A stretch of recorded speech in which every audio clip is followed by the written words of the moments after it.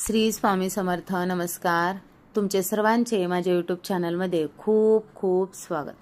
तुमच्या सर्वांच्या इच्छा मनोकामना पूर्ण होत हीच स्वामी महाराजांच्या चरणी प्रार्थना करते आणि आजच्या आपल्या एका नवीन व्हिडिओला सुरुवात करते.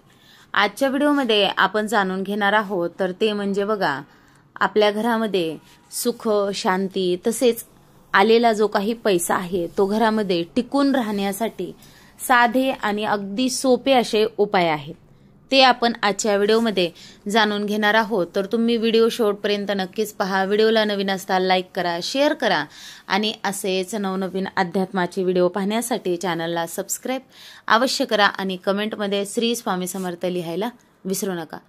बघा, अगदी सहज शक्य होतील असे हे उपाय आहेत बघा. आणि म्हणजे आपलं जे दैनंदिन आपलं दररोजचं काम आहे त्यासोबतच पण थोडंसं नियमाने करायचंय. रोज सकाळी आपला घराचा उंबरठा स्वच्छ करायचा आणि हळदी कुंकू वाहून पूजा करायची. उंबरट्यावर लक्ष्मीचे पावलं चिकटू नये, कारण त्या लक्ष्मीच्या पावलावर आपली पावले पडणं काही योग्य नाही.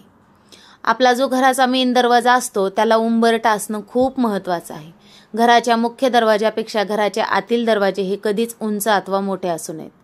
देवघरात देवांच्या फोटोबरोबर मृत व्यक्तीचे फोटो देखील कधीही ठेवू नका. या चुका झाल्या तर परिणाम भोगावेच लागतात. घराचा मुख्य दरवाजा नेहमी फडक्याने पुसून स्वच्छ ठेवावा. तसेच संध्याकाळी तिन्ही सांजेला मुख्य दरवाजा थोडा वेळ उघडा ठेवावा. त्यावेळेस धूप दाखवावा. घरातील नवीन केरसुनी आणल्यावर तिला हळद कुंकू लावून पूजा करून वापरावी. तिला पाय लावू नये व ती सहज दिसेल अशी ठेवू नये. दिवे लागल्यावर झाडू मारू नये. जी व्यक्ती दररोज सूर्यनारायणाला किंवा गणपतीला नमस्कार करते तिला आयुष्य, आरोग्य, ऐश्वर्य व तेजाची प्राप्ती होते. घराच्या प्रवेशद्वारावर म्हणजे मुख्य दरवाजावर लाल रंगाचे कुंकवाचे स्वास्तिक चिन्ह काढावे. या स्वास्तिकची स्टिकर शक्यतो लावू नयेत. रोज सकाळी पूजा झाल्यावर घरात शंख न विसरता फुंकावा. घरात वास्तव्यास असलेली अलक्ष्मी म्हणजे लक्ष्मीची मोठी बहीण अवदसा काढता पाय घेईल आणि लक्ष्मी चिरंतर नांदेल.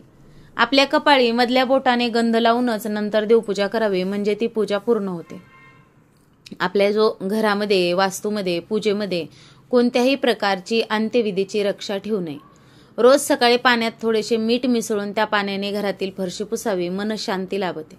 अभ्यास खोलीत टेबलावर गणपती किंवा सरस्वती किंवा इष्टदेवतेची प्रतिमा ठेवावी. श्री स्वामी समर्थ हा जप घरातल्या सर्वांनी किमान 108 वेळा म्हणावा. कोणाही एका व्यक्तीने रोज 1000 जप करावा. धनलाभ होतो. तुळशीत काही लोक शंकराची पिंड ठेवतात, हे चुकीचे आहे. तर काही लोक भंगलेल्या मूर्ती पण तुळशीत ठेवतात, तेही चुकीचे आहे. तुळशीत फक्त देवास वापरलेले पाणी विसर्जित करू नये. लहान मुलांकडून काही नित्यस्त्रोत रोज म्हणून घ्यावेत आणि आपणही त्यांच्यासोबत म्हणावेत. रोज सकाळ संध्याकाळ आपणास आवडता अशा मंद सुवासाची धूप अगरबत्ती घरात नक्की जाळावी.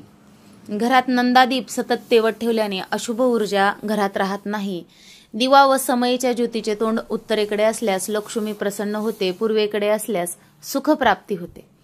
आपल्या घरामध्ये आपल्या पत्नी, मुले किंवा कोणालाही अपशब्द वापरू नयेत, कारण वास्तू नेहमी तथास्तु म्हणत असते.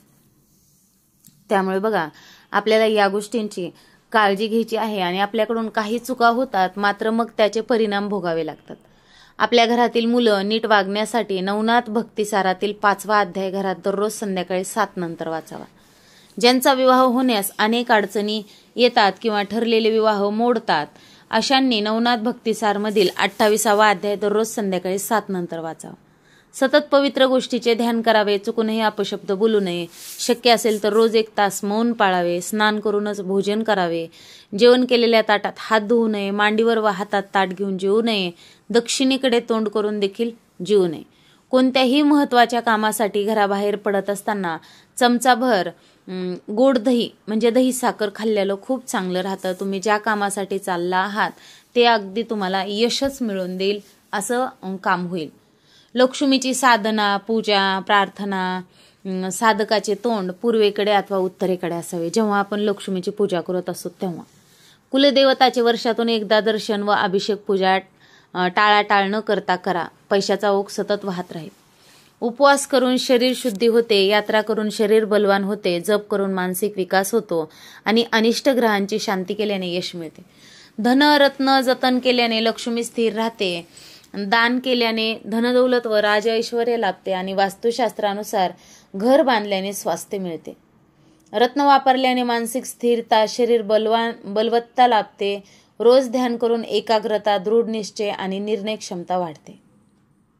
अशा प्रकारे बघा, घरामध्ये सुख, शांती, समृद्धी आणण्यासाठी आपण अतिशय महत्त्वाचे आणि प्रभावशाली असे हे उपाय जाणून घेतलेले आहेत.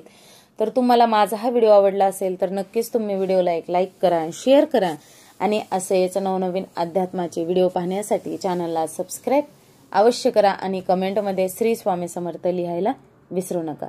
झालेली सेवा स्वामी महाराजांच्या चरणी अर्पण करते आणि माझा हा व्हिडिओ इथंच थांबवते. श्री स्वामी समर्थ. जय जय स्वामी समर्थ. धन्यवाद.